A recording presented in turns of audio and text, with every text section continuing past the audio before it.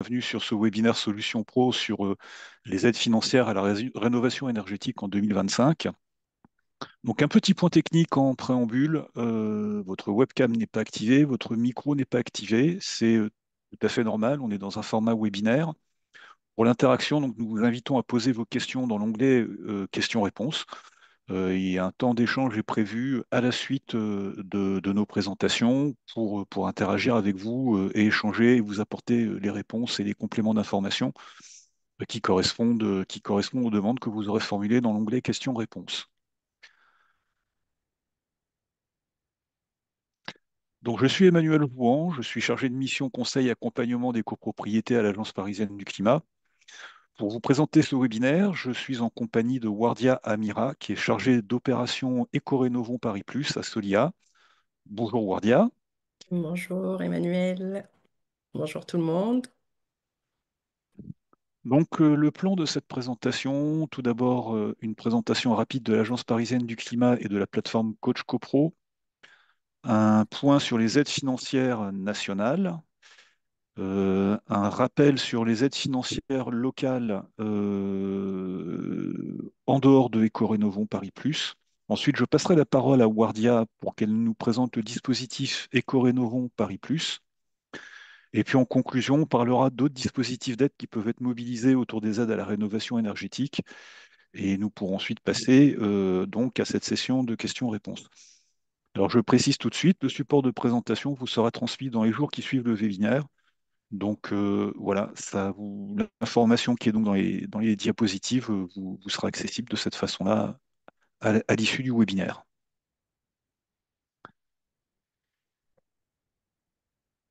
L'Agence parisienne du climat, qui sommes-nous? Nous sommes donc une association créée il y a un peu plus d'une dizaine d'années à l'initiative de la ville de Paris, d'autres collectivités locales, la métropole du Grand Paris, pour la mise en œuvre de son plan d'action climat.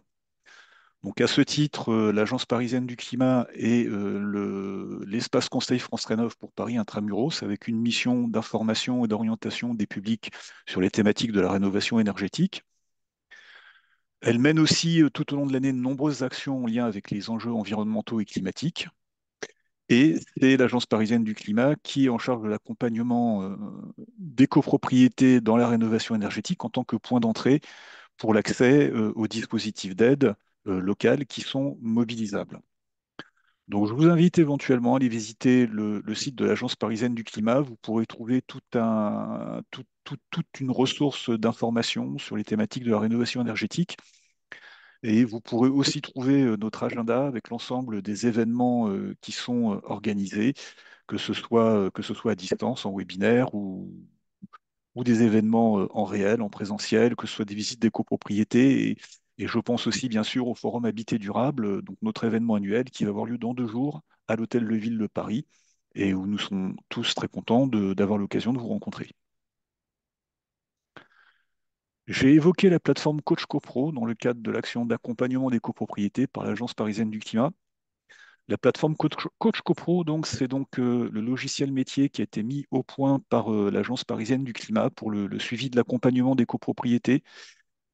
C'est un accès à toute une ressource d'informations techniques, financières, réglementaires, d'informations sur des projets réalisés de copropriétés rénovées.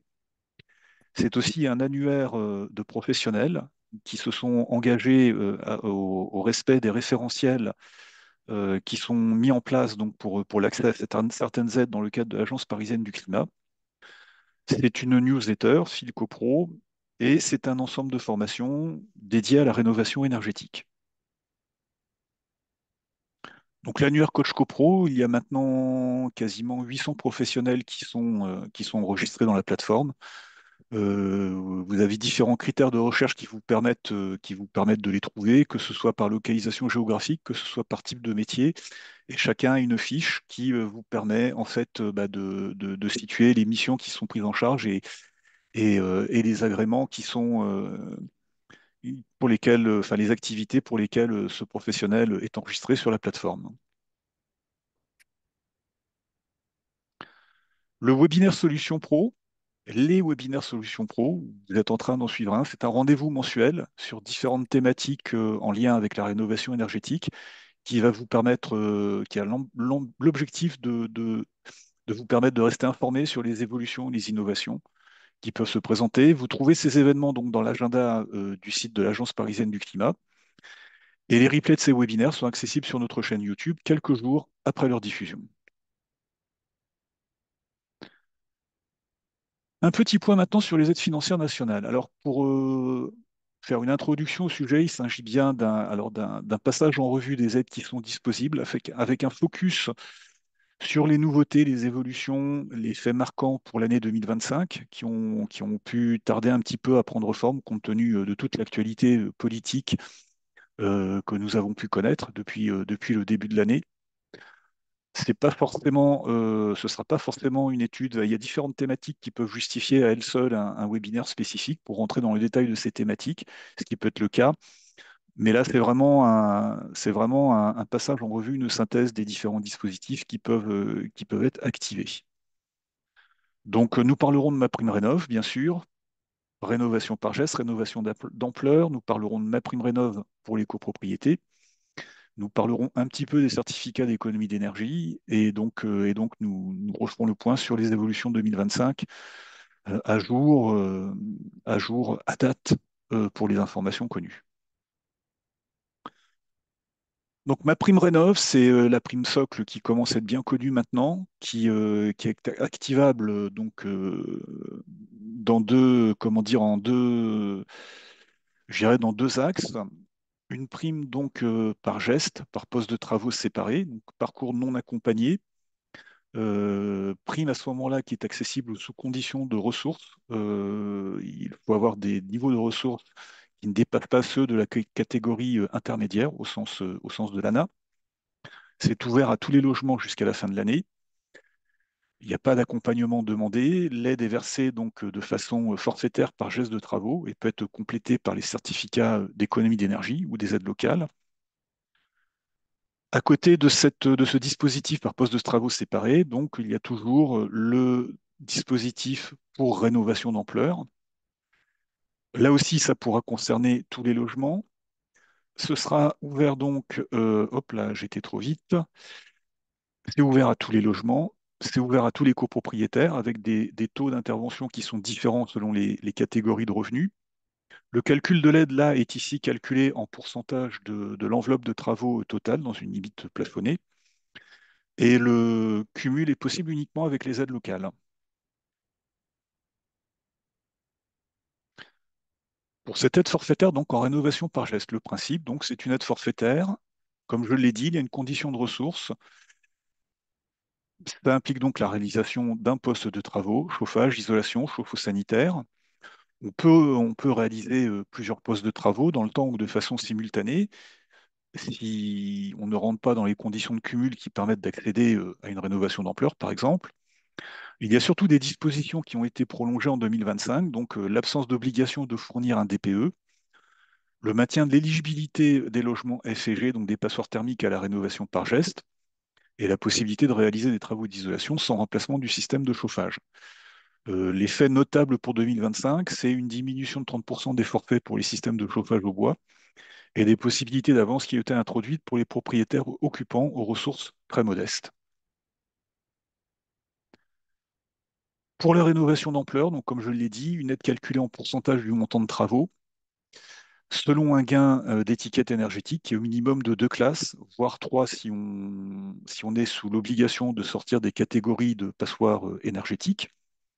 C'est une aide qui est donc accessible à tous les propriétaires, occupants, bailleurs, maisons individuelles, appartements. Donc, condition d'éligibilité, gain de deux étiquettes énergétiques, au moins deux gestes d'isolation, deux postes de travaux d'isolation sur trois groupes, donc plancher haut, plancher bas, parois verticales et fenêtres. Il faut au moins que deux de ces groupes soient activés. Et c'est un dispositif qui demande l'accompagnement obligatoirement d'un accompagnateur rénov'. Les ajustements pour 2025, c'est une diminution du forfait pour les ménages de catégorie de revenus supérieure et c'est l'acceptation maintenant du compromis de vente pour pouvoir déposer un dossier de demande d'accord préalable. Donc, je ne vais pas redétailler le tableau en dessous sur les différents taux d'intervention. Vous l'aurez de toute façon donc, à la suite du webinaire. Mais donc, ça explicite, ça précise donc ces éléments de présentation que je viens d'exposer. MaPrimeRénov' décliné en dispositif pour la rénovation des copropriétés. Le principe, dans les grandes lignes, grands principes restent les mêmes. C'est une aide performantielle qui a un premier seuil de déclenchement pour un gain énergétique de 35% et un deuxième seuil de déclenchement à 50% de gain énergétique. Et il y a une expérimentation qui se poursuit en 2025 pour les petites copropriétés de moins de 19 lots qui ne peuvent pas atteindre les 35% de gain énergétique et avec un seuil donc de déclenchement qui peut être abaissé à 15%, mais à la condition que la copropriété soit dans un périmètre d'opération d'amélioration de l'habitat qui ne sont pas activés à jour à date sur les territoires de Paris. Mais tous les personnes qui nous suivent ce soir ne sont pas, ne se limitent peut-être pas forcément non plus à travailler sur le secteur de Paris Intramuros, donc la formation peut avoir un intérêt en ce sens-là. Il y a une condition de taux de résidence principale, à savoir au moins 65% des lots de logements dans les copropriétés de 20 lots ou moins, ou 75% pour les plus grosses copropriétés. Il y a un plafond de dépenses éligible qui est à 25 000 euros par logement, et donc un taux d'intervention sur l'enveloppe de travaux qui est de 30% si donc on atteint un gain énergétique de 35% et de 45% si on atteint 50% de gain énergétique. Il y a un bonus de 20% complémentaire sur cette prise en charge pour les copropriétés qui sont fragiles ou en difficulté, et un bonus de sortie de passoire de 10%, donc qui vient augmenter là aussi le taux de prise en charge de l'enveloppe de travaux. Ce qui ajoute donc une prime individuelle pour les propriétaires très modestes ou modestes de 3 000 et 1 500 euros qui s'ajoute donc à cette aide. Alors, le gros point d'ajustement en 2025, c'est l'arrêt du financement des projets de travaux qui intègrent une chaudière gaz, en réponse à une directive européenne. Donc, les travaux de chaufferie, de rénovation de chaufferie avec tout combustible fossile, y compris les chaudières gaz, donc ne pourront plus rentrer dans des dispositifs d'aide, avec la mise en place d'une période de transition à double détente, une première période de transition qui va s'arrêter au 30 juin 2025, maintiendra un financement possible si les travaux sont votés en Assemblée générale avant cette date. Et le dossier enfin, le dossier de versement est déposé avant le 30 septembre 2025. Et une deuxième période qui s'arrêtera au 31 décembre 2026, où là, non seulement les dépenses liées à l'installation au renouvellement d'une chaudière gaz ne pourront plus être intégrées dans l'enveloppe prise en charge, mais où en plus de ça, le calcul de gain énergétique apporté par cette nouvelle chaudière ne sera plus pris en compte pour justifier de l'atteinte du seuil de gain énergétique à 35%. Donc ça peut amener, selon certains cas, en fait, si une copropriété reste sur le principe de maintenir une chaudière gaz, en fait, de se priver de la possibilité d'activer MaPrimeRénov' copropriété. Et toute dernière mise à jour, c'était l'ouverture du cumul du prêt à taux zéro accession avec MaPrimeRénov', euh, pour le moment, donc pour les catégories de revenus modestes et très modestes. Et un point de complément, c'est que l'écrêtement des aides maintenant est porté de 80 à 90% pour la catégorie de revenus modestes. C'était un point qui était resté en attente de décret d'application et maintenant c'est une chose qui est faite. Un bref, euh, un bref aperçu du dispositif des certificats d'économie d'énergie. Sans doute pour la plupart, vous connaissez le principe. Donc pour mention et pour rappel, hein, le dispositif existe toujours. Et puis après, pour terminer donc sur cette partie, différents dispositifs auxquels il faut penser aussi dans le montage financier d'un projet de rénovation. C'est l'accès à la TVA à taux réduit, avec là aussi le retour à la TVA à 20% pour la fourniture et la pose des chaudières à combustible fossile, y compris gaz. Le dispositif locavoitage qui est donc prolongé jusqu'au 31 décembre 2027, que je ne vais pas détailler plus avant parce que ça pourra faire l'objet d'un webinaire spécifique sur les dispositifs d'aide particulièrement prévus pour les propriétaires bailleurs et donc l'éco-prêt taux zéro qui est lui aussi reconduit, qui est donc lui aussi accessible donc dans le montage des dossiers de copropriété. Les aides financières locales, là ici je vais vous parler du chèque audit et de l'exonération de taxes foncières. Donc le chèque audit, c'est aussi un élément de la politique d'aide locale qui est mise en place pour aider les copropriétés dans leurs projets de rénovation énergétique. Condition principale, donc c'est une copropriété soit inscrite sur Coach CoPro et soit est un accompagnement par l'Agence parisienne du climat qui soit entamé et établi. Donc un contact avec la copropriété, les copropriétaires, le fait que la réalisation d'un TTG soit justifiée par rapport à la situation de la copropriété et la motivation des copropriétaires à s'engager dans un projet de rénovation énergétique. Donc c'est une prestation qui est réalisée par un professionnel affilié à l'annuaire Coach CoPro et une prestation, un devis qui est conforme au référentiel DTG de l'Agence parisienne du climat. Avec une condition de forme notamment, c'est que le DTG permette de déterminer un scénario de travaux avec un gain énergétique de 35% qui conduit pourra permettre ensuite de conduire la copropriété comment dire, à des travaux éligibles à MaPrimeRénov' copropriété.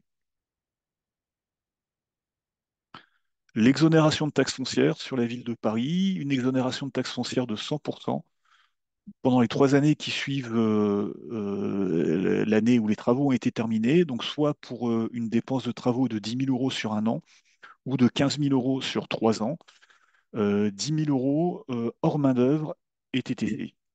Donc, c'est un dispositif en complément qui est intéressant, qui peut être intéressant à activer pour les projets de rénovation énergétique et dont la demande se fait auprès du service des impôts.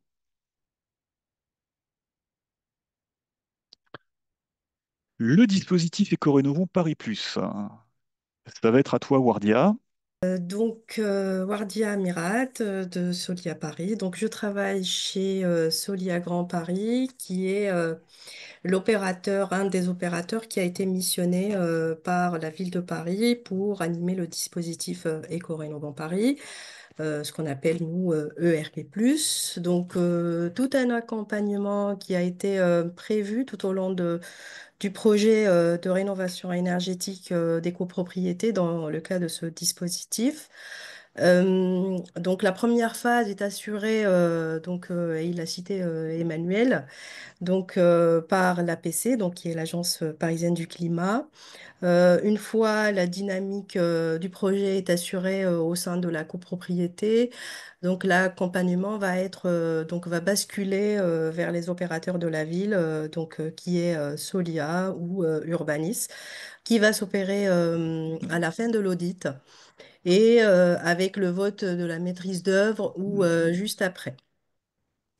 Donc, juste aussi pour un peu expliquer qu'il y a un filage tout au long du projet de rénovation énergétique pendant l'accompagnement.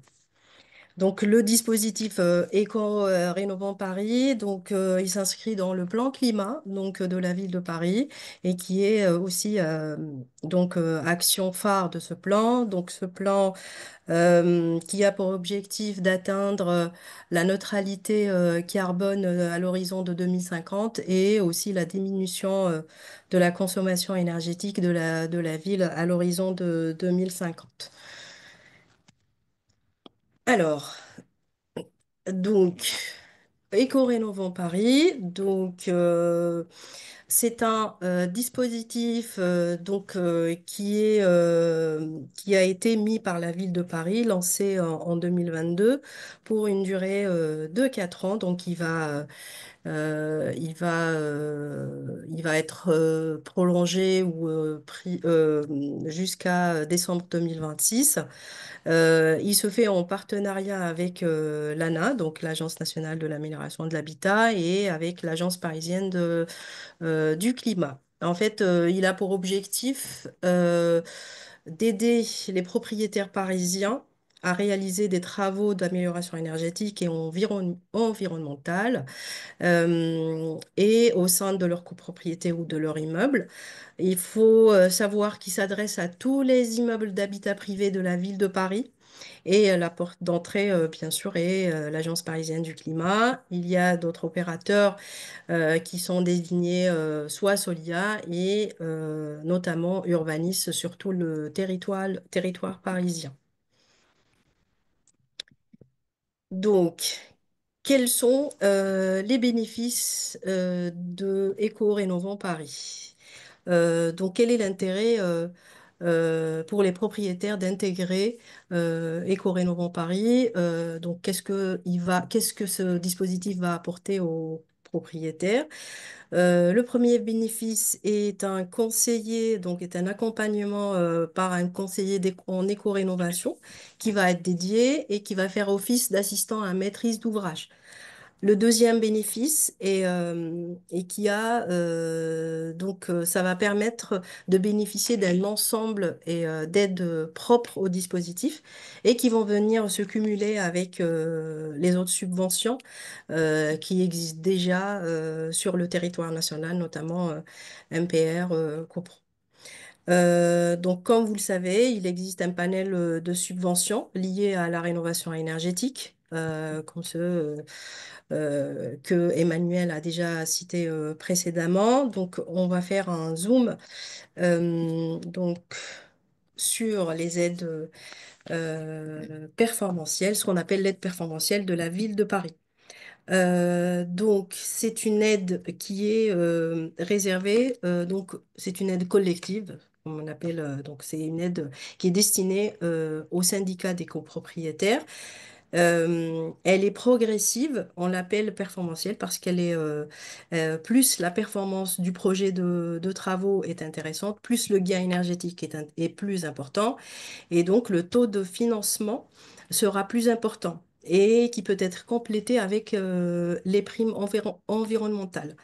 Donc, pour bénéficier de cette aide, il faut être intégré dans le dispositif Éco-Rénovant Paris.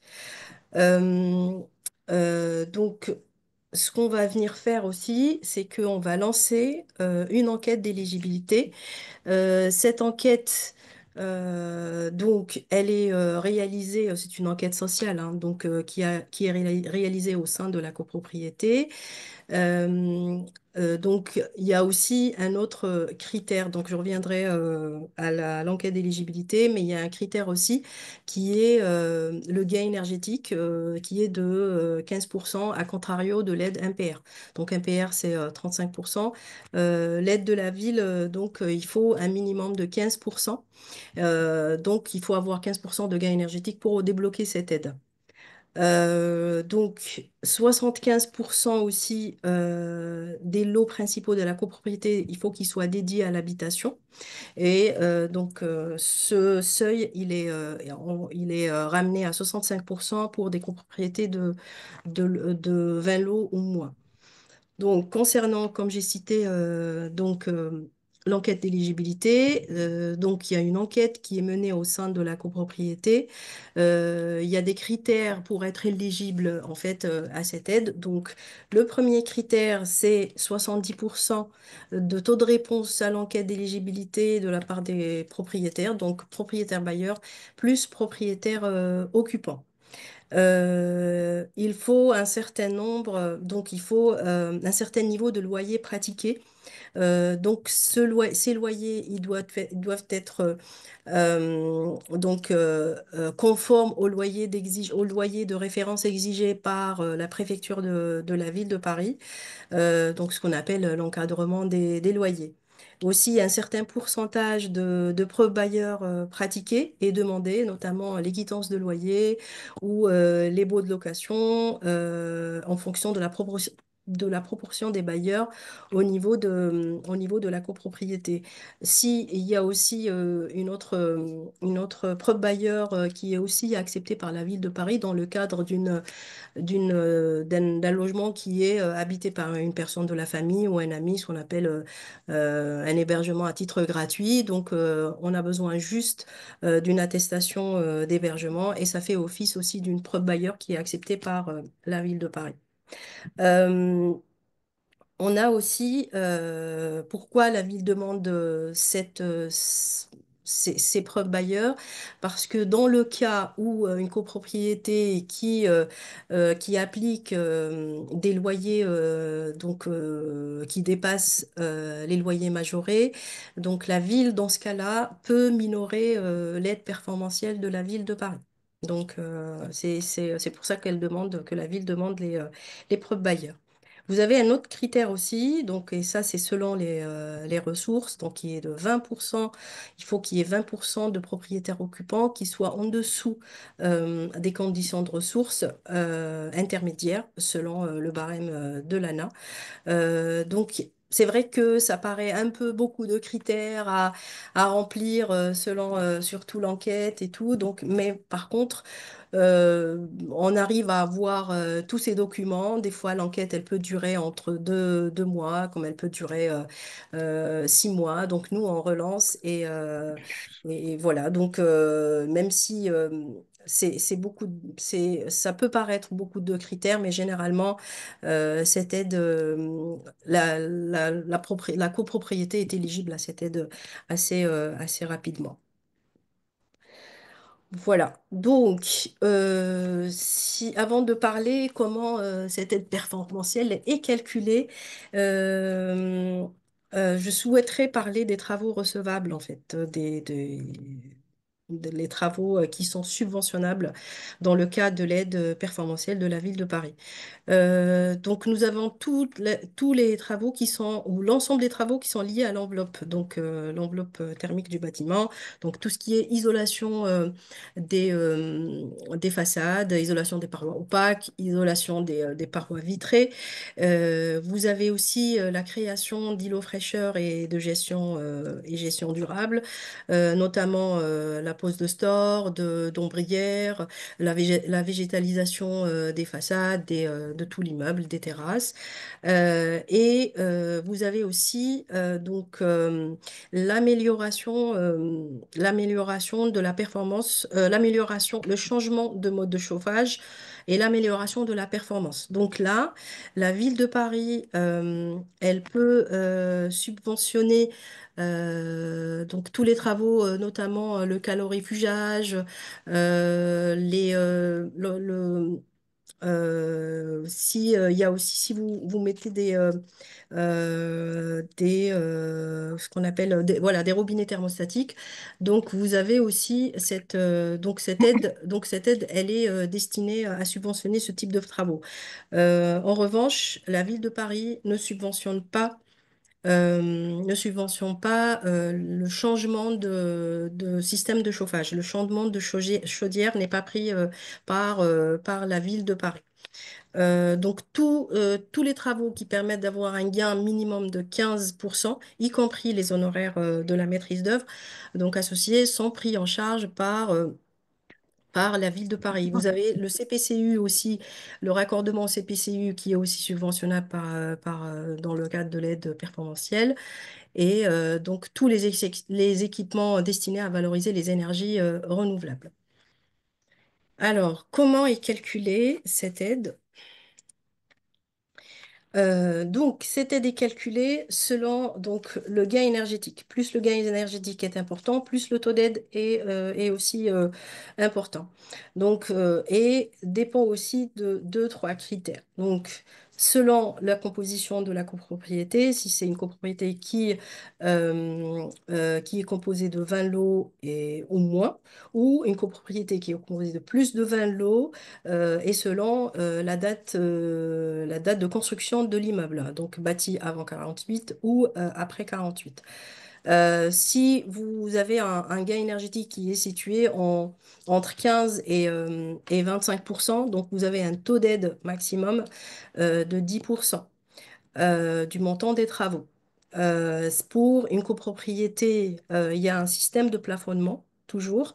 Donc, si vous avez, je vais prendre un exemple, hein. Vous avez une copropriété qui est composée de 20 lots et qui a un gain énergétique de 20%. Donc, ce qu'on va faire, c'est que nous, d'abord, on va calculer d'abord le plafond. On va prendre 20 lots fois 250, fois 25 000 euros.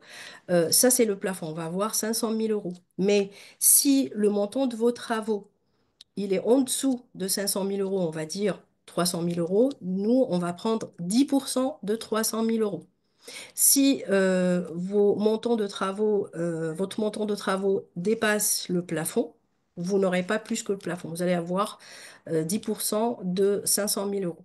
Voilà, donc c'est 50 000 euros. C'est comme ça qu'on calcule un peu le, le montant de l'aide socle de la ville de Paris. Alors, ensuite.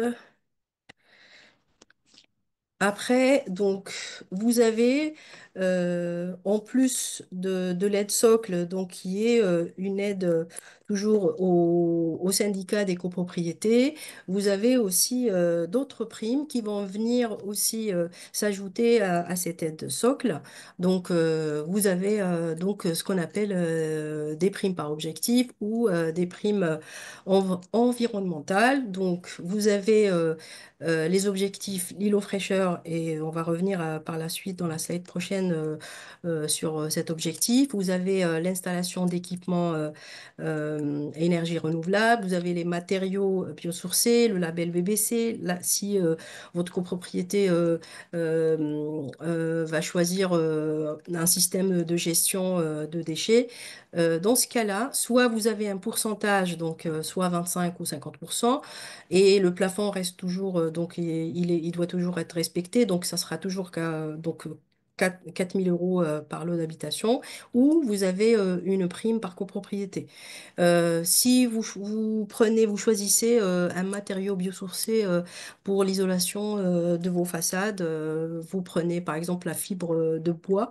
Le montant, par exemple, de ce matériau, il va vous coûter à peu près 40 000 euros, 40 000 euros.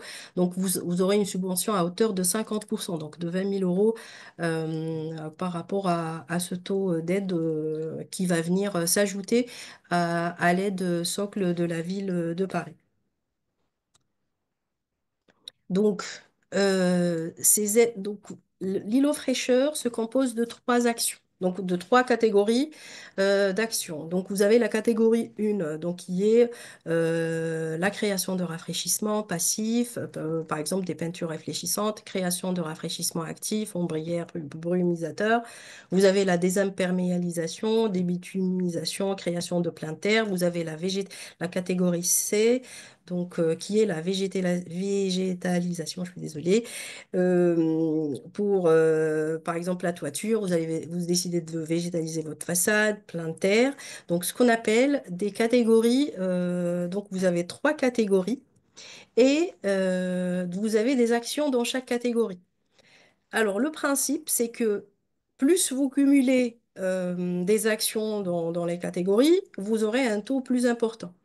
En revanche, si par exemple vous décidez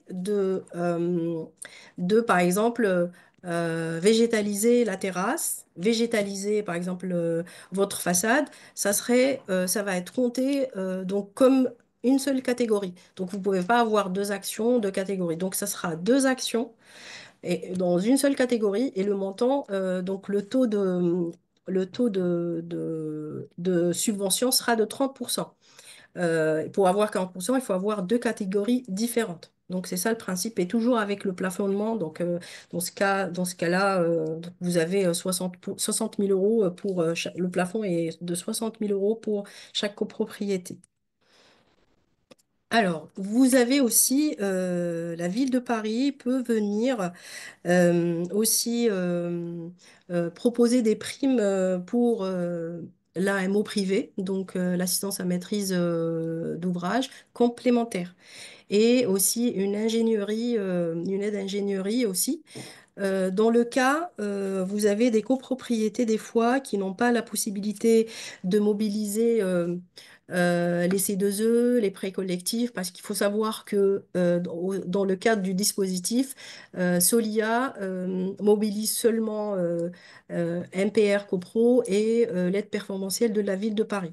Donc des fois, soit c'est le syndic qui prend le relais dans la mobilisation des aides C2E ou les prêts collectifs, dans le cas où le syndic n'a pas la possibilité de le faire. Donc, la copropriété peut faire appel à une AMO complémentaire et cette AMO complémentaire, elle est subventionnée à un taux de 30% par la ville de Paris.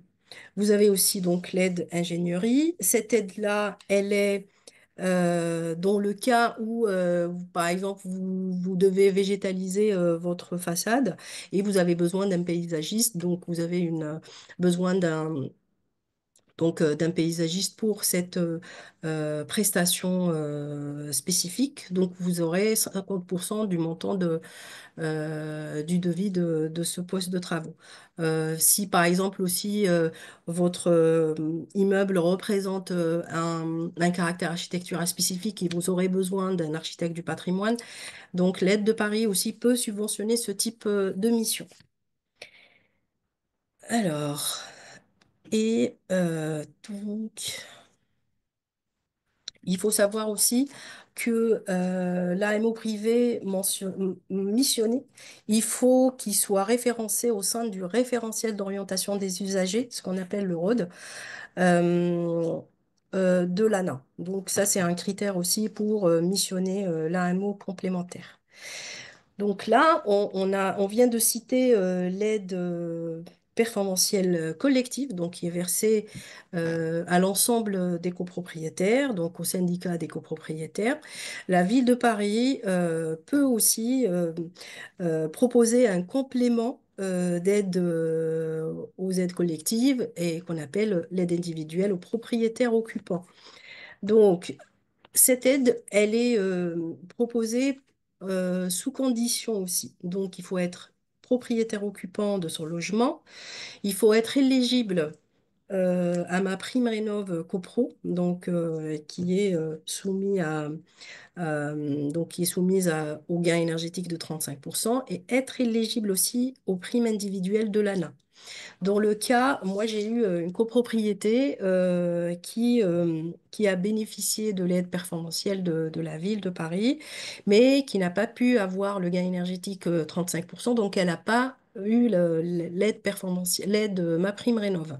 Dans ce cas, même si à l'issue de l'enquête, quand on finit l'enquête d'éligibilité, il y a des propriétaires occupants modestes ou très modestes qu'on a recensés lors de cette enquête, s'ils ne sont pas éligibles à l'aide de l'ANA, ils ne seront pas éligibles aux aides individuelles. Je dis bien aux aides individuelles de la ville aussi. Donc, ils sont cumulables, mais l'aide de la ville individuelle ne peut pas marcher sans l'aide de l'ANA. Donc c'est un complément donc qui va venir financer la quote-part des ménages modestes ou très modestes. Et donc selon la quote-part des travaux subventionnables par logement. Donc je vous donne un type d'exemple. Si votre quote-part elle est de 20 000 € et que vous avez reçu des subventions, des aides collectives, plus les aides de l'ANA, de 3 000 ou dans le cas où vous êtes propriétaire occupant modeste, donc vous aurez 1 500, donc ma prime Rénov, copro. Donc, vous aurez l'aide, par exemple, vous aurez une aide de 10 000 € l'aide collective, et après, vous allez avoir l'aide de 1 500 €. Le complément de la ville de Paris va venir, par exemple, dans ce cas-là, vous subventionnez le reste à charge qui est de 65%. Voilà, et des fois, on arrive à un taux de subvention. C'est assez rare, mais on arrive à un taux de subvention du reste à charge concernant les propriétaires très modestes à 100%. Voilà. Et merci pour votre écoute.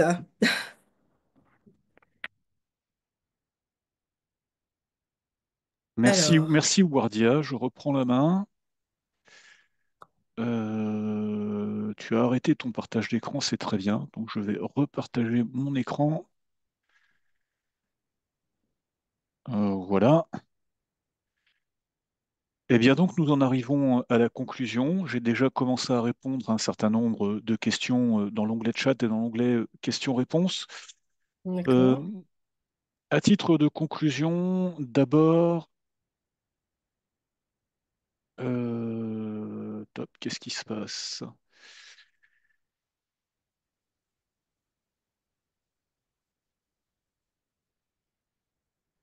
Ah bah tiens, il y a une diapositive qui a disparu. Encore autre chose. Ah, Encore autre chose.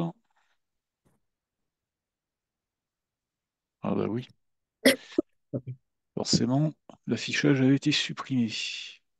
Voilà.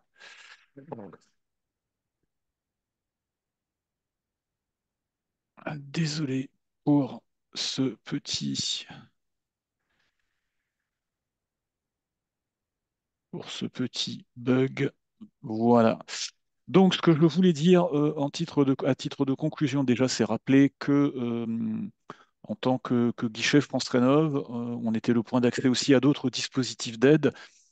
Donc, ma prime rénov', rénovation énergétique, bien sûr, mais aussi ma prime adapt, l'aide à l'adaptation des logements, ma prime logement décent pour la réhabilitation des logements dégradés, que c'était des dispositifs qui pouvaient se combiner dans le cadre d'un même projet, dans une copropriété. Donc, c'est pour ça que je vous le mentionne.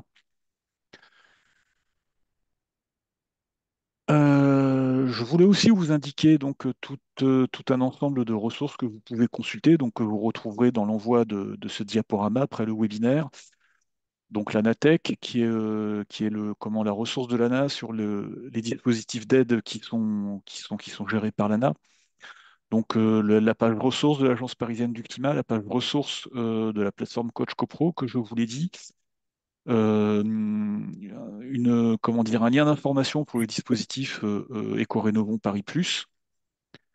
Et donc là aussi un lien donc comment dire sur nos notes coach copro qui explicite comment peut être mise en place la mobilisation d'une copropriété.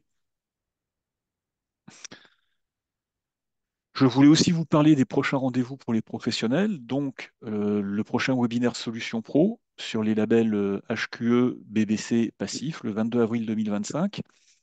Et puis le 26 mai, un webinaire Solutions Pro sur les prêts collectifs.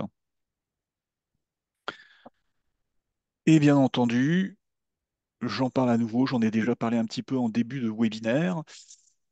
Notre forum Habité Durable, le 10 avril, donc après-demain jeudi à l'Hôtel de Ville de Paris. Donc un rendez-vous en présentiel, pas en distanciel cette fois-ci, une occasion de nous rencontrer, de rencontrer un grand nombre d'intervenants professionnels dans le domaine de la rénovation énergétique, d'intervenants institutionnels. Donc, eh bien sûr, nous serons ravis d'avoir l'occasion de vous y accueillir et d'y échanger avec vous. Eh bien voilà, il me reste à vous remercier pour votre attention. Et puis donc nous allons passer maintenant merci. à ce temps d'échange et de réponse à vos questions via donc les onglets chat et questions-réponses de ce webinaire.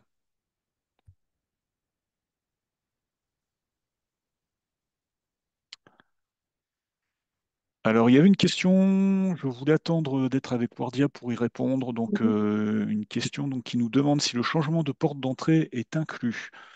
Alors oui. Oui, elle est inclue. Donc le changement est inclus. Si c'est une porte isolante, en revanche, faut qu'il soit donc le changement de porte d'entrée s'il est isolant. Donc généralement, il est pris en charge par ERP+.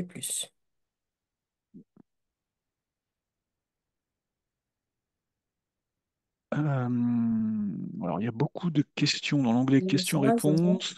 Une question sur le fait qu'une pompe à chaleur soit considérée comme énergie renouvelable aux yeux d'Éco-Rénovons Paris Plus. Alors, pour moi, c'est un dispositif, c'est un système de chauffage. C'est pas une source d'énergie, mais Wardia, si tu peux apporter une précision, donc, puisque c'est aux yeux d'Éco-Rénovons Paris Plus. Donc, même si la PAC, non, a priori, elle n'est pas prise en compte parce que c'est pas comme tu as dit, c'est un changement de système de chauffage. Après, il y a juste la PAC RO qui est normalement subventionnable, je pense, par l'ANA. J'ai pas envie de dire des bêtises. Après, autre PAC, normalement, non. C'est juste la PAC RO qui est subventionnable. Alors je crois, alors après il y a aussi des différences d'appréciation si on parle de projets individuels ou de projets donc collectifs en Il copropriété. La faut que ce PAC soit RR collectif. peut être prise en compte. Alors PAC RR en rénovation de copropriété en région parisienne, mais en gros c'est de la clim gainable. Je pense que c'est des configurations qui sont quand même assez rares. Mhm. Et puis il y a toujours cette subtilité après entre la pompe à chaleur RR et la climatisation réversible, qui elle Oui. effectivement est totalement exclue. Mhm. La difficulté après, de toute façon, sur tout ce qui est pompe à chaleur, c'est l'implantation du groupe extérieur. Et c'est là surtout le nœud, avant même de parler enfin, d'éligibilité au dispositif d'aide, Mhm. qui est bien souvent à régler. J'ai une série de questions aussi sur l'aide maîtrise d'œuvre, le chèque maîtrise d'œuvre, donc, qui était proposé jusqu'à l'année dernière par la métropole du Grand Paris. Donc, Mhm. comme je l'ai Mhm. déjà dit spécifiquement donc à certains intervenants, en réponse directement à leurs questions dans le chat, c'est un dispositif qui était porté par la métropole du Grand Paris, qui est à ce jour suspendu.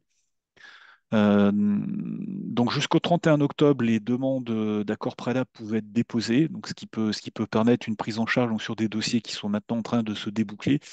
Mais à ce jour, c'est un dispositif qui n'est pas reconduit en 2025 et qui a priori ne devrait pas être reconduit par la métropole du Grand Paris, puisqu'il semblerait que certaines communes sur les territoires de la métropole aient repris le principe de cette aide de 10 000 euros comment dire, au financement d'études de maîtrise d'œuvre conception. Alors, les primes individuelles, peut-être dépenses. Mhm. Alors effectivement, je vois que la personne qui vient de parler du chèque DTG, effectivement, le chèque DTG pour Paris Intramuros, rien n'est changé puisque c'est une aide là, pour Paris Mhm. Intramuros qui est financée par la ville de Paris et qui donc n'a pas été remis en cause et se poursuit. Par contre, pour le territoire de la métropole du Grand Paris, tout comme l'aide maîtrise d'œuvre de 10 000 euros, l'aide a été suspendue par la métropole du Grand Paris et pour le moment, donc, on est en attente des informations sur les dispositifs qui sont mis en place pour le deuxième semestre 2025 et ultérieurement. Mhm. Merci, tu as répondu à toutes les questions, Euh, Emmanuel. Je vois même que tu as pu écrire. bah, c'est Alors, l'avantage d'être à deux sur un webinaire. oui, oui. Et ouais, Alors, y après, a-t-il une bibliothèque de rénovation faite avec leur caractérisation? Alors oui, sur la plateforme Coach CoPro. Alors tous les cas de figure ne sont pas forcément encore rentrés en référencement sur la plateforme. Il y a commence quand même déjà à y avoir un beau panel de rénovations différentes. Et donc c'est vers là que je peux orienter cette demande. Alors là, il faut que je reprenne le fil. Je pense que, alors, c'était. oui, voilà. C'était euh, sur le cumul des aides coach copro avec les aides et Corenovons Paris Plus. Donc j'ai une précision, c'est bien le cumul MaPrimeRénov et mhm. ERP+. Donc effectivement, oui, c'est Mais pas dans le sens. En fait, ma prime rénov individuelle, en fait, ma prime éco-rénovant Paris, il faut qu'il y ait la condition, je parle des aides individuelles, hein, il faut qu'il y ait la condition d'éligibilité à l'aide de ma prime rénov pour pouvoir bénéficier de l'aide individuelle MPR, éco-rénovant Paris. c'est-à-dire que sans Sans l- éligibilité à MaPrimeRénov Oui, même si. copro, on ne peut pas activer ERP+, sauf dans le cas Oui. où on a un gain énergétique qui n'atteint pas 35%. Oui, en fait, si la copro n'est pas éligible à l'aide MPR parce qu'elle n'a pas atteint le gain énergétique, généralement c'est ça. Moi, j'ai le cas d'une copropriété qui a fait donc qui a un gain énergétique de 28%, donc elle n'est pas éligible à l'aide de même MPR. Et par contre, elle est éligible à l'aide de la ville de Paris. Et comme en faisant l'enquête, on a recensé des propriétaires occupants modestes et très modestes. Mais comme ils ne bénéficient pas de ma prime rénov individuelle, donc les aides individuelles, ils ne vont pas pouvoir bénéficier des aides de la ville de Paris. Donc la condition, il faut être éligible, il faut que la copropriété soit éligible à ma prime rénov copropriété et aux aides individuelles, ma prime rénov. Alors, dans le cas d'un diagnostic architectural énergétique, donc un DTG, savez-vous si avant d'attribuer les aides financières, MaPrimeRénov' CE vérifie que les factures d'audit énergétique aient été acquittées? Pas à Et ma connaissance, je pense que c'est deux sujets qui sont distincts. Par contre, effectivement, comme notre participant le précise, il y a effectivement une vérification lors du versement de l'aide de 5 000 euros pour le financement du DTG. Bien sûr, on doit être de toute façon associé au déroulement de l'audit, au moins tenu informé donc des différentes étapes et avoir la possibilité éventuellement comment dire, d'être en appui avec la copropriété. Et bien entendu, le paiement de l'aide ne peut être débloqué que si on peut attester de la complétude de la mission, de son règlement et de sa conformité au référentiel de l'Agence parisienne du climat et de Coach Copro. Mais à ma connaissance, ça s'arrête là. C'est vraiment un sujet spécifique à l'aide DTG de 5 000 euros. C'est pas le sujet de ma prime rénov ou des certificats d'économie d'énergie, puisque ce sont des dispositifs de toute façon qui peuvent être activés sans DTG. Enfin, je pense que pour ma prime rénov, il faut quand même avoir un gain énergétique attesté par un audit énergétique, mais Mhm. ça peut être fait en dehors d'un DTG. Tout à fait. Il y a une question qui était restée en suspens. Alors, effectivement, il y a des aides, comment? Il y a des aides ingénierie. Oui. C'est au niveau de la ville de Paris, je crois. Oui, oui, il y a des aides d'ingénierie. Par exemple, si vous faites appel à un paysagiste pour la végétalisation de votre façade, de votre toiture, si vous faites appel à un architecte du patrimoine, donc il y a une aide, il y a une prime ingénierie donc qui sera normalement c'est à 50% du montant du poste de travaux ou du montant du devis de cette prestation. Donc, par exemple, si vous avez un devis de 50 000 euros, donc la ville de Paris prendra en charge 25 000 euros du montant de la prestation. Prestation. Par exemple, ça peut être une prestation d'étude de structure s'il y a des De défauts, des désordres qui structure, sont suspectés. Je pose la question exactement. parce que c'est un cas de figure qui se présente quand même assez régulièrement sur des immeubles parisiens. Mhm. Et c'est un obstacle à lever impérativement avant d'envisager tout projet de rénovation énergétique, bien sûr. Donc, ça sera pris à 50%, hauteur de 50% du montant de la prestation. Alors, y a-t-il d'autres questions?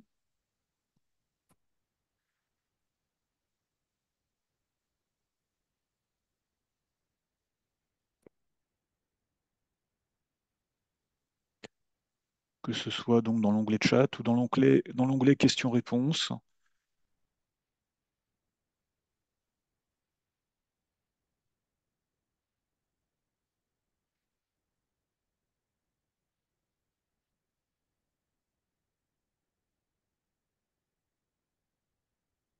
Donc n'hésitez pas, c'est le moment, c'est le moment.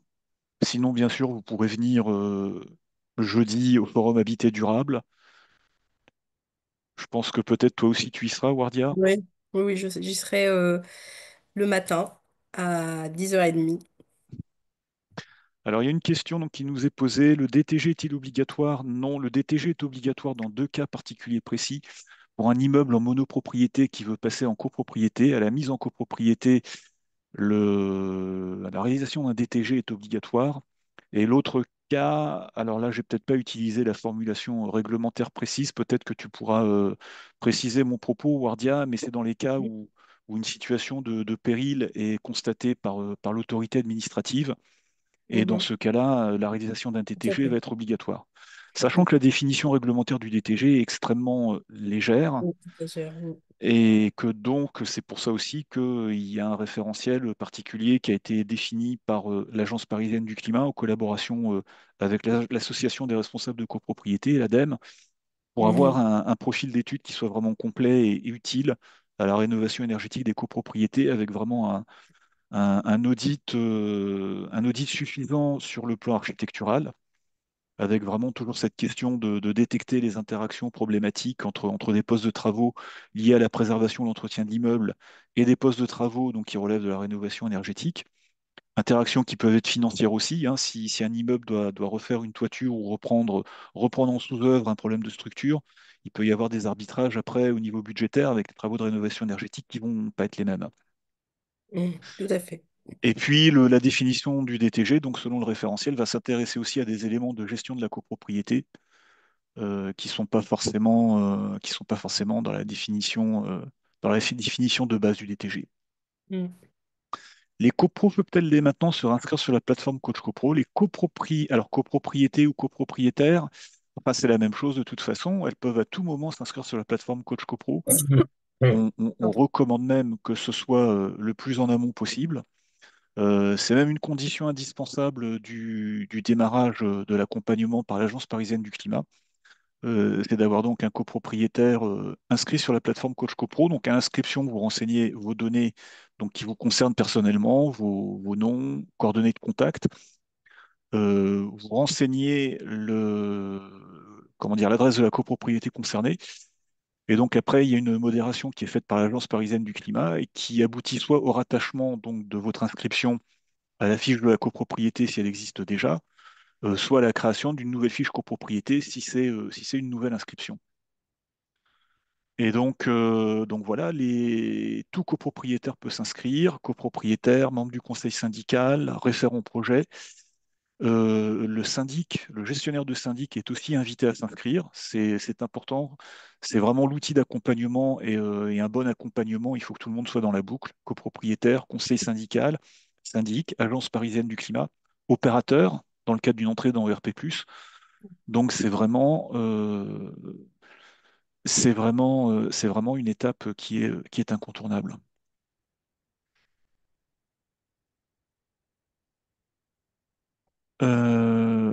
Quels sont les revenus pris en compte entre un usufruitier et un nu propriétaire?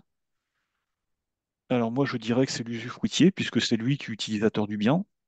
Oui, tout à fait, c'est ça. Tu me confirmes, tu Je m'appuies, confirme. Wardia? Mm. Oui, oui, oui, c'est tout à fait ça, parce qu'on a eu déjà affaire à ça. Donc, alors, j'ai du Du mal mal à avec comprendre le tableau d'aide le tableau individuel ERP+. ouais. Oui, oui, c'est vrai que c'est une. En fait, le calcul est assez compliqué à comprendre parce que, alors, nous, on a des outils pour le calcul, généralement, qui sont fournis par les organismes. Financeurs, donc qui nous aide aussi à calculer le montant des aides individuelles. Mais les aides individuelles de RP, c'est un complément qui va venir, selon la quote-part, complémenter un peu à la fin quand les propriétaires occupants modestes ou très modestes. Donc à la fin, quand ils auront le calcul de l'aide collective plus l'aide de ma prime rénov. Donc, il restera toujours le reste à charge. Donc, ce complément va venir un peu subventionner le reste à charge de du copropriétaire selon sa quote-part. Donc, alors, donc, selon les cas, une copropriété répondant aux critères sociaux ou située en QPV. QPV, bon, ça ne rentre pas dans le calcul en fait de l'aide individuelle et est moins aidé qu'en cas une passoire énergétique avec un saut de deux étiquettes ne répondant pas aux critères sociaux. Ça me paraît contre-intuitif. Je n'ai pas vraiment compris sa question. Alors, j'ai du mal à comprendre le tableau d'aide individuelle, ERP, dans le cas une copropriété répondant aux critères sociaux. Donc, oui, et moins aidé quelconque cas de passoire énergétique avec un seau de deux étiquettes ne répondant pas. Après, c'est deux aides différentes. Donc, moi, si je le cas d'une copropriété avec un seau de deux étiquettes énergétiques, ça, c'est ma prime rénov'. Nous, dans le cas des aides individuelles, ça dépendra de l'enquête sociale et de l'aide collective aussi, ça dépendra de l'enquête sociale. Donc ça, c'est deux aides différentes. Après, j'espère que j'ai répondu à la question. Je ne sais pas si c'est le cas. Sinon, éventuellement, on reprendra peut-être un contact direct Oui, oui, oui, oui, oui. Après, ils pourront me contacter pour repréciser sur mon exactement la mail. Oui. question. Parce que je comprends Alors c'est pas. c'est vrai que c'est un sujet qui est assez, comment dire, qui est pas évident, comme tu l'as dit, Mm, parce que voilà, c'est un dispositif qui, comment dire, je pense, a l'ambition d'être le plus adapté à chaque cas particulier possible, tant au niveau de la exactement. copropriété que des copropriétaires. Et c'est vrai que dans ces cas-là, on aboutit à des mécaniques, voilà, avec différentes conditions, différents systèmes de Mm, calcul qui sont pas forcément simples à résumer et à appréhender comme ça en un coup d'œil. mm. Je pense que c'est un point sur lequel aussi on peut revenir. Donc au niveau, c'est une question en tout cas que j'ai régulièrement. Donc quand se pose la question pour une copropriété d'intégrer ERP+, c'est vrai que la question se pose de savoir en gros quelles aides vont pouvoir être mobilisées complémentairement donc à ma prime rénov copro. Et c'est vrai qu'en fait le premier point à voir dans le dispositif ERP+, c'est déjà l'accompagnement qui est apporté par Solia, Tout à fait. déjà pour faire le point de la copropriété et j'irais déjà commencer à envisager l'éligibilité à ces aides justement le plus en Mhm. amont possible avant d'avancer dans le projet. Donc en fait, à tout moment, il ne faut pas hésiter à prendre contact avec l'Agence parisienne du climat pour envisager cette intégration et Parce qu'en avancer, fait, quitte après à déterminer si la copropriété s'oriente vers un circuit AMO privé ou reste en AMO public avec Solia. mm. Parce qu'en fait, la personne qui a posé la question me parle d'aide individuelle de RP+, qui répond aux critères sociaux, et me parle aussi de l'aide de passoire énergétique. Passoire énergétique et avec un saut de 2, ça correspond à l'aide C'est ma prime bancaire. Rénov CoPro où là, effectivement, alors sachant qu'en fait, les deux aides se cumulent dans ce cas-là. Oui, oui, Et oui, donc, oui. on a une addition des deux taux avec, par contre, des assiettes de calcul qui sont un petit peu différentes puisque Mm, le changement de système de chauffage n'est pas pris en compte pour RP+. exactement, exactement. Le changement de chauffage, de chaudière, n'est pas pris en compte dans le cas du dispositif. Alors, je viens aussi sur une autre question, donc qui est un petit peu, voilà, j'avais lu que le critère social n'était pas pris en compte si le projet de rénovation énergétique fait un saut de deux étiquettes. Alors là aussi, donc pour ce qui est du saut de deux étiquettes, alors saut de deux étiquettes, de toute façon, c'est ma prime rénov et c'est ma prime rénov en logement individuel. Mm, Donc de toute façon, il n'y a pas déjà là, il n'y a pas de cumul entre ma prime rénov individuelle et ERP+. mhm, Puisque donc en ma prime rénov copropriété, de toute façon, on est en gain énergétique en pourcent, on n'est pas en saut d'étiquette. Il peut y avoir éventuellement une considération de sortie de catégorie de passoire énergétique, mais pas de saut d'étiquette. Et donc, les critères sociaux, effectivement, en prime rénov individuelle, il n'y a pas il n'y a pas d'exclusion, comment dire, pour dépassement de ressources. Par contre, simplement, selon les catégories de ressources, le taux de prise en charge ne sera pas le même. Mais là, on parle bien du là, dispositif à l'échelle du logement individuel et pas du dispositif mm, à l'échelle de la copropriété. C'est vrai de que le la fait que les copropriété. deux dispositifs portent le même nom de Mm, famille, si j'ose dire, ma prime rénov, ça peut prêter à confusion, mais ce sont deux mm, dispositifs qui sont articulés de façon un petit peu différente. différente. Mm, tout à fait. Pour les propriétaires bailleurs, après rénovation générale, le bail est-il bloqué pour un certain temps? Alors, la question peut être comprise de différentes manières. Déjà, si on parle de rénovation générale, dans le cadre de RP+, avec donc une enquête sur les pratiques de loyer, Mhm. peut-être que là, dans ce sens-là, tu peux apporter la réponse, Wardia. Alors, nous, on a donc la ville de Paris, ce qu'on appelle l'encadrement des loyers. Donc, on a un loyer de référence et la ville de Paris encadre ses loyers par rapport aux loyers de référence majorés.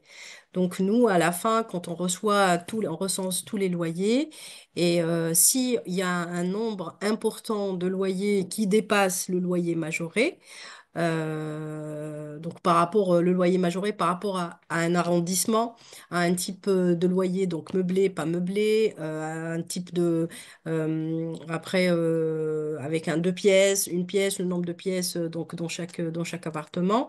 Donc on a ce loyer de référence. S'il dépasse le loyer majoré, donc, la ville de Paris, s'il trouve que la copropriété dépasse le nombre de loyers qui dépasse le loyer majoré, elle peut décider de minoriser l'aide performantielle. Elle envoie aussi un courrier à la copropriété pour revoient un peu le plafonnement de leur loyer. Je Et ne sais donc pas ça, si... c'est après éligibilité ou versement de l'aide ERP+, ou c'est Alors, nous, on fait une attestation. Quand on mène l'enquête, on récupère les bails, les baux de location. Donc, on fait une attestation, on demande une attestation d'éligibilité. On transmet cette demande d'attestation d'éligibilité à l'aide performantielle de la ville de Paris à la mairie, donc à la ville. On appelle ça le BHD, le bureau de la ville, de l'habitat durable. Donc, on lui transmet aussi toutes les preuves bailleurs et c'est lui aussi qui va refaire le calcul s'il voit aussi le nombre qui dépasse ce loyer encadré. Donc, elle va attester l'éligibilité. Par contre, l'aide ne sera pas majorée, elle sera minorée. Elle peut et, décider. et donc après, une fois les travaux exécutés, l'aide versée, parce que c'est une question assez récurrente hein, pour un Après, propriétaire d'ailleurs, bien sûr, c'est de savoir en gros à quoi ça l'engage par la suite. Alors, alors, l'autre pas de question, de reprendre la blocage. question, c'était, je pensais au Mhm, dispositif Locavantage, hein, qui est accessible. mhm. Si en contrepartie d'une modération par le bailleur de ces pratiques de loyer, donc je pense que le sens de la question, il était là, quoi, pour une rénovation générale et avec ERP+, donc qui met des conditions à ce niveau-là. Est-ce qu'il y a un engagement après dans la durée sur cette modération de pratiques de loyer et Euh, comment ça se passe concrètement? Est-ce que ça peut amener par exemple à une demande de remboursement partiel de l'aide qui a été versée ou est-ce qu'il y a des contrôles Ça, comme ça a posteriori qui peuvent être menés? après, je pourrais te répondre, peut-être je pourrais demander une réponse plus précise. Donc, la personne qui a posé la question, elle pourra me contacter par mail. Je ne sais pas si mon mail figure Sinon, elle le transmet par Coche Pro, on te par Coach retransmettra. Pro, oui, je Mm. pourrais apporter une réponse plus précise concernant les conséquences, parce que nous, on est au tout début. Bon, personnellement, je suis au tout début de ces dispositifs, donc je suis pas arrivée au paiement et de ces aides. Donc, quelle est la Et donc de conséquence ce qui peut se passer ensuite. Après, il y a par la peut-être un suite? élément de réponse malgré tout aussi, c'est que, autant que je sache, Mhm. l'encadrement des loyers, de toute façon, ça s'impose d'une manière générale, avec ou Mhm. sans projet de rénovation énergétique. Donc, Tout à fait, oui. Mm. par contre, pour ma prime rénov copropriété, il y a des obligations effectivement de poursuite d'usage en résidence principale qui s'imposent sur une certaine durée après la mobilisation de la prime. Ça, c'est un point. D'accord.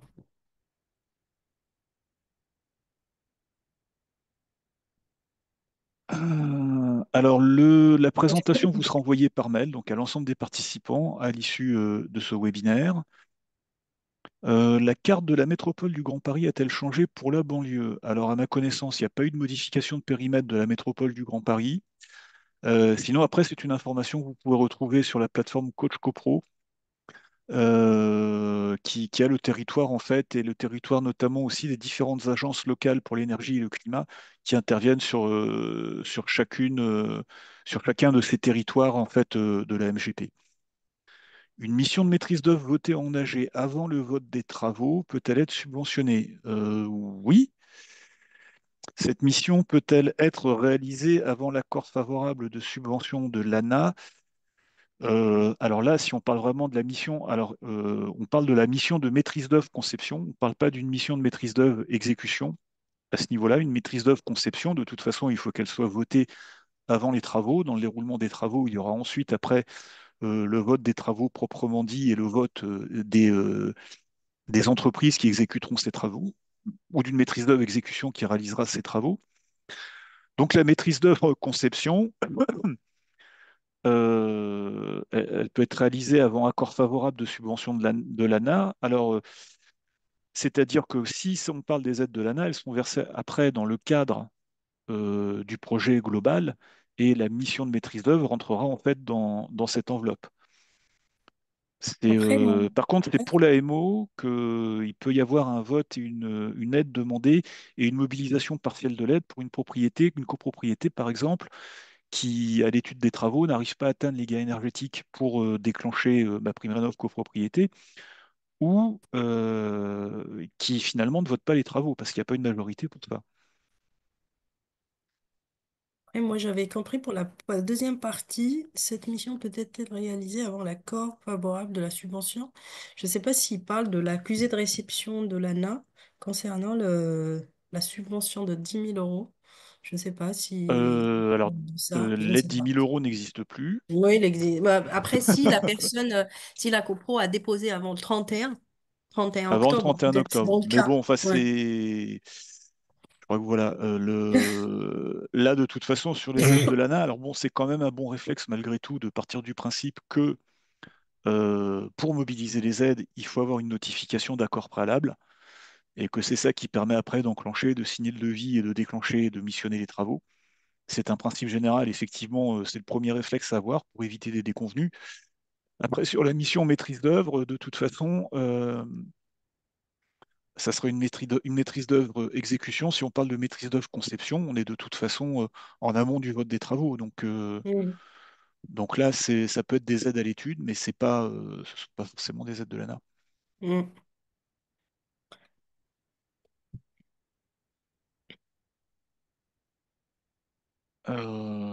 D'autres questions peut-être?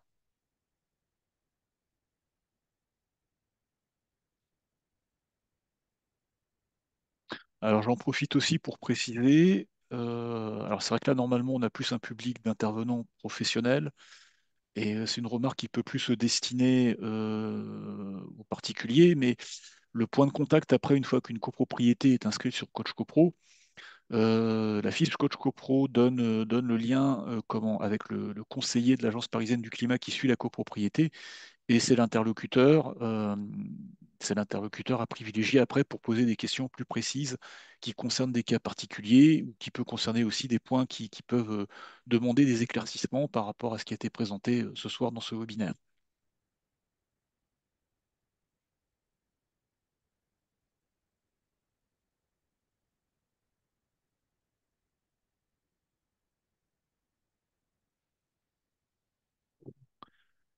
Est-ce le conseiller, oui, je m'aperçois que j'ai sauté une question d'ailleurs, est-ce le conseiller coach copro qui se charge de l'enquête d'éligibilité ERP+?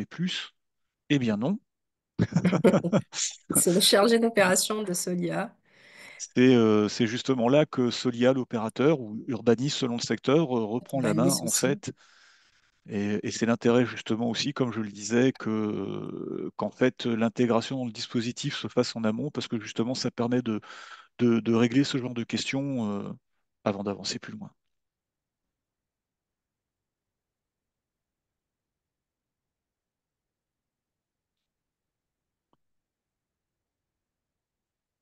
Alors, on va vous envoyer ça le plus rapidement possible. En tout cas, d'ici demain ou plus tard, ce sera fait pour l'envoi du fichier du webinaire. Alors, pour ce qui est d'avoir un entretien téléphonique, il y a deux circuits. Il y a le formulaire de contact de l'Agence parisienne du climat pour les contacts d'ordre général, donc qui permettent de fixer rendez-vous pour un entretien téléphonique. Alors, remarque d'emblée, effectivement, nous faisons appel à un très grand nombre de demandes, tant de la part du public que des copropriétés en accompagnement. Donc, il peut y avoir un certain délai avant d'avoir un créneau d'entretien téléphonique. Après, si vous avez un conseiller désigné donc pour l'accompagnement d'une copropriété sur laquelle vous travaillez. Là, il faut voir ça directement avec lui. Bon, alors, je m'avance un petit peu au nom de l'ensemble de mes collègues, mais en général, l'usage, voilà, c'est de prendre contact d'abord avec nous par mail et s'il y a nécessité d'un échange direct par téléphone ou en visio, bah, eh ben, effectivement, à ce moment-là, de fixer un créneau et d'engager la discussion directement.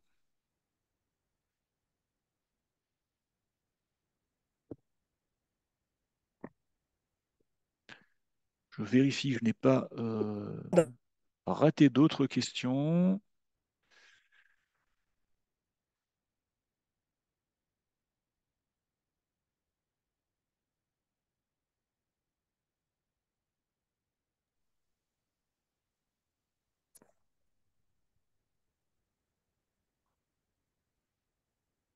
Pas d'autres questions. C'est un petit temps de réflexion. Enfin, de toute façon, Ouais. ce n'est que le début d'un échange, ce n'est pas la fin. Après, ils peuvent se déplacer à Paris, donc on sera le 10 dans les locaux de Pour le Hôtel forum Doulou, Habité Durable, on aura peut-être c'est l'occasion durable. Mm. De rencontrer de mon cher rencontres avec Eonos. certaines des inscriptions, voilà, en réel. C'est Mm. agréable aussi. Oui. Bon, bah écoutez, hmm, s'il n'y a plus de questions pour ce soir, on va mettre un terme au webinaire. Eh ben, écoutez, bah, merci à tous pour votre attention. Ah. Une question sur le fil. Si seuls certains copropriétaires souhaitent réaliser des travaux individuels présentant un intérêt collectif, peut-on les faire voter en assemblée générale et ne facturer leurs coûts qu'aux pardon, aux copropriétaires concernés? Eh ben, ces travaux Mhm. peuvent-ils être subventionnés comme des travaux collectifs ou seront-ils considérés comme des travaux individuels? Je pense que le sujet des travaux privatifs d'intérêt collectif, il pourrait mériter un webinaire à lui tout seul, en fait. Ouais.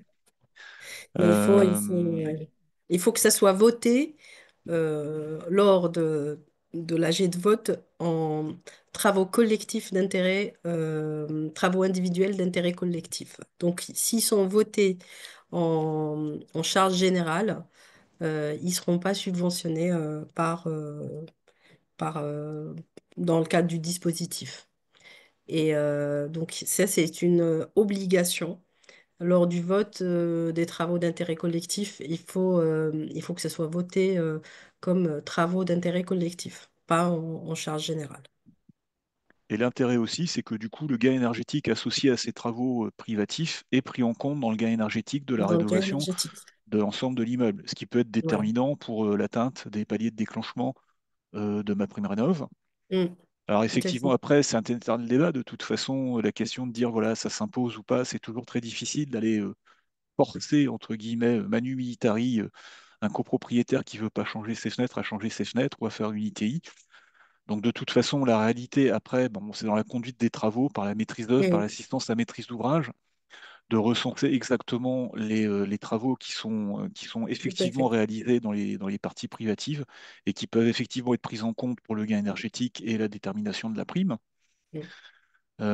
Sachant qu'après, ce sont quand même des travaux qui, malgré tout, restent privatifs pour l'aspect financier, c'est-à-dire que des travaux privatifs sont intégralement pris en charge par le détenteur de cette partie privative au niveau de la copropriété. Et c'est parfois une subtilité après au niveau du règlement de la répartition de la prime qui est versée, de déterminer une clé de répartition spécifique en fait pour ces travaux privatifs, de façon à ce qu'il n'y ait que les copropriétaires qui ont engagé ces travaux privatifs qui touchent en fait la quote-part concernée de la prime qui Tout à concerne fait. ces travaux privatifs. Là, c'est des ajustements particuliers, donc c'est peut-être pas utile là, en restant un cadre général qui concerne tout le monde, de rentrer dans le détail de ce genre d'ajustement. Mais voilà, c'est tout l'intérêt aussi, et de toute façon, c'est obligatoire d'avoir une assistance à maîtrise d'ouvrage efficace et une maîtrise d'œuvre compétente voilà, qui oriente au mieux la copropriété et les copropriétaires sur la définition à la fois des aspects techniques et administratifs des travaux qui vont être engagés. C'est ça.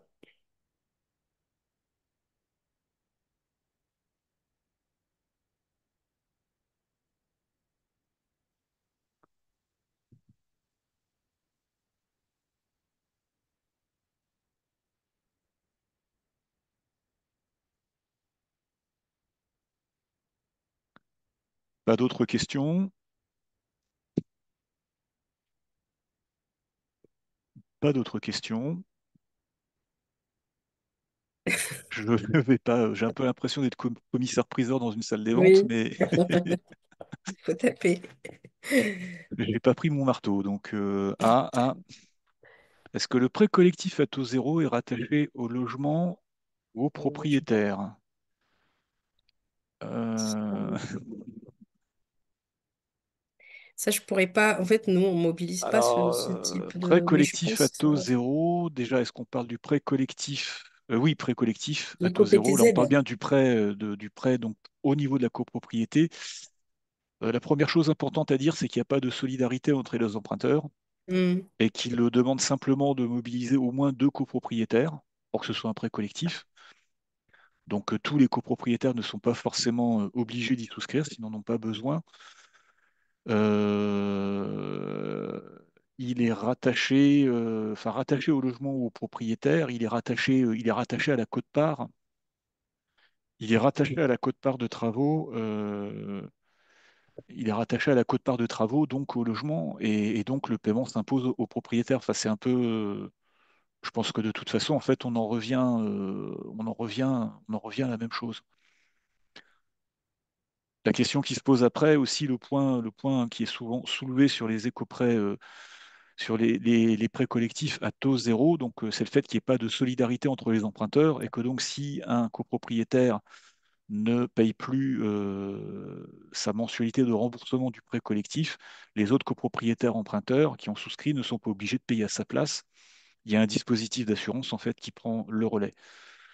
Mais je crois que de toute façon, je ne sais plus si c'est dans un mois, le mois prochain, enfin il faudra revérifier, je vous invite à revérifier dans l'agenda. Et un des prochains webinaires Solutions Pro va être justement spécifique sur les financements en prêt collectif des travaux de rénovation énergétique. Ces démarches font-elles l'objet d'une étude de simplification? Je pense que oui, de façon permanente. Et bon, je suppose aussi que bon, on essaye de concevoir les choses de la façon la plus simple, mais comme je l'ai indiqué, si on veut faire un dispositif qui s'adapte au mieux à chaque situation particulière de copropriété ou de personne, on est forcément dans des dispositifs qui ont une certaine complexité et voilà, qui peuvent effectivement demander une certaine attention pour être lisibles et compris. De toute façon, après, quand on parle de rénovation copropriété, on est forcément sur des sujets longs et complexes. C'est un processus pour une copropriété. De toute façon, il y a une phase de diagnostic, il y a une phase après d'étude.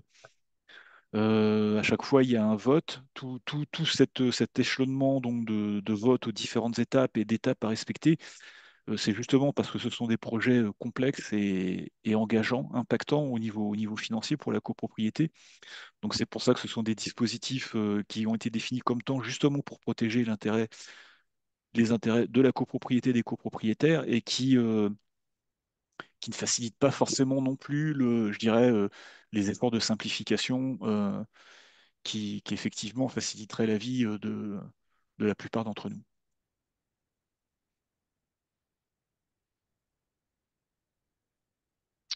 Alors, autant que je sache, là aussi, je vous invite à assister au webinaire sur les prêts collectifs. Si on vend l'appartement alors qu'on n'a pas terminé de rembourser le prêt collectif, eh bien, en fait, on rembourse par anticipation le prêt collectif avec le produit de la vente et le prêt est soldé. Il n'est pas transmis à la personne qui rachète le logement et la quote-part concernée. En tout cas, dans le Et cas, effectivement, ouais. Il y a dans le contrat, on précise de la vente ou de l'achat, on précise quelles seraient les clauses en fait de soit il faut que ça soit mentionné qui reprend soit les mensualités ou le paiement. Donc ça doit et, être mentionné dans le contrat de la vente. et encore, je pense que ça, c'est possible si le syndicat des copropriétaires a emprunté en tant que tel. Tout Ce à qui est fait. différent, ça veut dire que Mm, là, la copropriété a dans son passif une dette vis-à-vis de l'établissement financier pour laquelle l'ensemble des copropriétaires est solidairement responsable et qui est remboursée sur le budget de la copropriété, en fait, hein.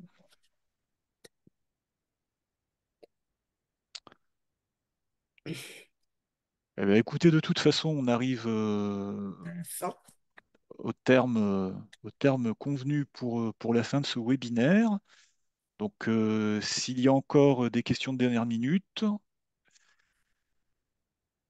s'il y a encore des questions de dernière minute, sinon, donc, on va conclure ce webinaire. Donc, Et à tous. merci à tous pour votre participation. Et puis donc, au plaisir éventuellement d'une rencontre jeudi prochain ou d'un contact ultérieur, tant au niveau de l'Agence parisienne du climat que de Solia. Voilà. Bonne soirée à tous. Bonne soirée à tous. Merci. Au revoir. Au revoir.